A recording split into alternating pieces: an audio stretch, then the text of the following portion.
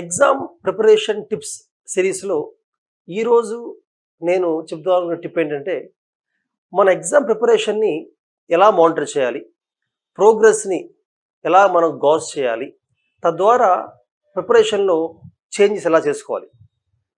So ఇందులో మీరు follow అవ్వాల్సిన మెథడ్ ఏంటంటే, ఎవ్రీడే మార్నింగ్ ప్రిపరేషన్ స్టార్ట్ చేసే ముందు క్లియర్గా ఆ రోజు మీ టార్గెట్ ఏంటో రాసుకోవాలి. ఇదర్ మొబైల్ ఫోన్ యాప్స్లో అవ్వచ్చు, మెసేజ్ రూపంలో అవ్వచ్చు, డైరీలో అవ్వచ్చు, లేదా స్టిక్ ప్యాడ్స్ అంటే మనం అంటించుకుంటాం కదా వాల్స్ మీద, అటువంటి స్టిక్ ప్యాడ్స్ మీదనే కూడా మీ టార్గెట్ని క్లియర్ రాసుకోవడం. ఫర్ ఎగ్జాంపుల్ ఈరోజు నేను పాలిటీ టెక్స్ట్ బుక్లో I want to read this 2 chapters. హిస్టరీలో ఇన్ని పేజ్ చదువుదాం అనుకుంటున్నాను, అలాగే హిందూ న్యూస్ పేపర్ చదువుదాం అనుకుంటున్నాను, అలాగే 2 months బ్యాక్ కరెంట్ అఫైర్స్ మిగిలిపోయింది, అందులో ఒక 20% 20 పేజ్ కవర్ చేద్దాం అనుకుంటున్నాను. ఆప్షనల్లో ఫలానా ఫ్యాకల్టీ క్లాస్ నోట్స్లో ఒక 2 చాప్టర్స్ చదువుదాం అనుకుంటున్నాను. ఇలాగా ఈ రోజు టార్గెట్ని మీరు క్లియర్గా రాసుకోవాలి. జస్ట్ మైండ్లో ఉంటే సరిపోదు, దాన్ని నోట్ చేసుకోవాలి. నోట్ చేసుకొని డేని ఒక 3 parts డివైడ్ చేసుకోండి.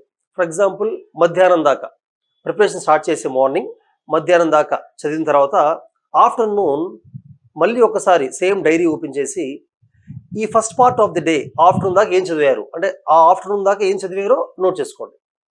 ఫర్ ఎగ్జాంపుల్ పాలిటీ ఒక చాప్టర్ అయింది, మెయిన్స్ ఆన్సర్లో ఒక ఆన్సర్ రాయగలిగాను, ఒక 40 బిట్స్ సాల్వ్ చేశాను, హిందూ పేపర్ సగం అయింది. ఇలాగా again second break evening 5-6 around that time జనరల్గా బ్రేక్ తీసుకున్న టైంలో మళ్ళీ డైరీ ఓపెన్ చేసి సెకండ్ పార్ట్ ఆఫ్ ది డేలో మీరు ఏం ఫినిష్ చేశారు, ఏం చదివారు, లేకపోతే ఏం రాశారు మళ్ళీ నోట్ చేసుకోండి, క్లియర్గా నోట్ చేసుకోండి.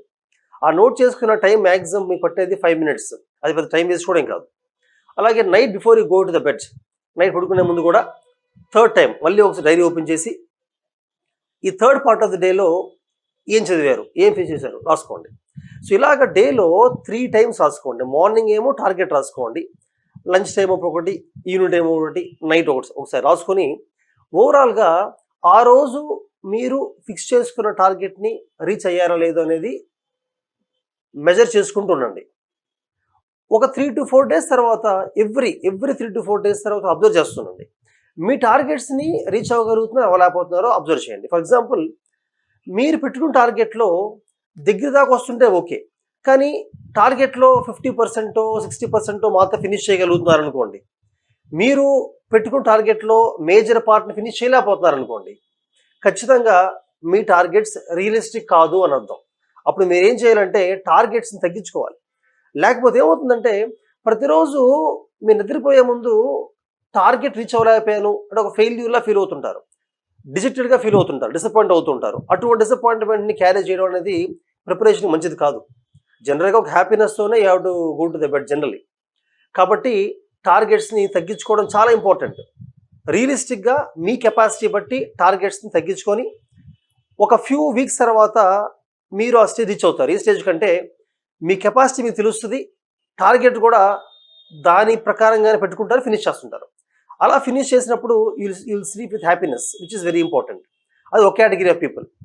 ఇంకో కేటగిరీ ఎలా ఉంటారంటే పెట్టుకున్న టార్గెట్ కన్నా కూడా ఇంకా ఫాస్ట్గా ఉంటారు, అంటే వాళ్ళు పెట్టుకున్న టార్గెట్ని ఈవినింగ్ కల్లా ఫినిష్ చేస్తుంటారు. ఇటువంటి వాళ్ళ ప్రాబ్లం ఎక్కడ వస్తుందంటే టార్గెట్స్ని మీరు ఇంక్రీజ్ చేసుకోలేకపోతే మీ ఫుల్ కెపాసిటీని మీరు రియలైజ్ అవ్వలేరు, అంటే ఫుల్ పొటెన్షియల్ రీచ్ అవ్వలేని అంటే అర్థం. కాబట్టి ఇలాంటి వాళ్ళు టార్గెట్స్ని ఇంకా ఇంక్రీజ్ చేయాలి. జనరల్గా ఐడియల్గా ఒక టార్గెట్ ఎలా ఉండాలంటే మీరు నిజంగా బాగా కష్టపడితే హార్డ్ వర్క్ చేస్తేనే దాన్ని ఫినిష్ చేసేలా ఉండాలి టార్గెట్, ఆ రకంగా పెట్టుకోవాలన్నమాట. So this is the important targets. Second, నేను డేని 3 parts డివైడ్ చేసి 3 సార్లు రాయమని చెప్పాను. ఏం చదువుతున్నారు దానికి కారణం ఏంటంటే మీ మార్నింగ్స్ ప్రొడక్టివ్గా ఉన్నాయా, లేదా ఈవినింగ్స్ లేదా నైట్స్ మీది ఏ ప్రొడక్టివ్గా ఉన్నాయి. కొంతమందికి మార్నింగ్స్ బాగా ప్రొడక్టివ్గా ఉంటాయి, కొంతమంది ఆఫ్టర్నూన్స్ టైం బాగా వేస్ట్ చేస్తుంటారు, వాట్ ఎవర్. దాన్ని మీరు ఖచ్చితంగా అనలైజ్ చేయాలి. దాని ప్రకారంగా ఏ పార్ట్ ఆఫ్ ది డేలో మీ టైం ఎక్కువ వేస్ట్ అవుతుంది, ప్రొడక్టివిటీ ఎక్కువ లేదో అబ్జర్వ్ చేసి ఆ పార్ట్ ఆఫ్ ది డేని ప్రొడక్టివ్గా చేయాలంటే టైం వేస్ట్ చేసే పనులు ఎలా తగ్గించుకోవాలి, లేదా ఆఫ్టర్నూన్ కొంచెంసేపు రెస్ట్ తీసుకోవాల్సిన అవసరం ఉందా, లేదా నైట్ కొంచెం త్వరగా పడుకు ఎర్లీగా లెగాల, ఇటువంటి డెసిషన్స్ని మీరు బెటర్గా తీసుకోగలుగుతారు ఇలా 3 parts చేసుకొని మానిటర్ చేసుకోగలిగితే.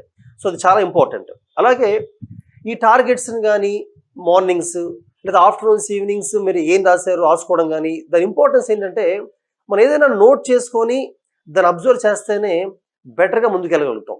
ఏది నోట్ చేసుకోకుండా ఉదయం లేచిన తర్వాత ర్యాండమ్గా అయితే బుక్స్ అవ్వడం, పేపర్స్ అవ్వడం, నైట్ నిద్రపోవడం, మళ్ళీ ఉదయం లేగడం, ఇలా చేస్తూ ఉంటే మీ పొటెన్షియల్ రిలీజ్ అవ్వలేరు, మీ మిస్టేక్స్ ఐడెంటిఫై చేయలేరు, ఎక్కడ టైం వేస్ట్ అవుతుందో తెలియదు. హార్డ్ వర్క్ చేసి కష్టపడి ఫినిష్ చేయాలి అని టార్గెట్ ఉండకపోవడం వలన పెద్ద హార్డ్ వర్క్ కూడా చేయరు మీరు. సో ఖచ్చితంగా ఎగ్జామ్ ప్రిపరేషన్లో ఈ టిప్ అనేది ఫాలో అవ్వాల్సిందే.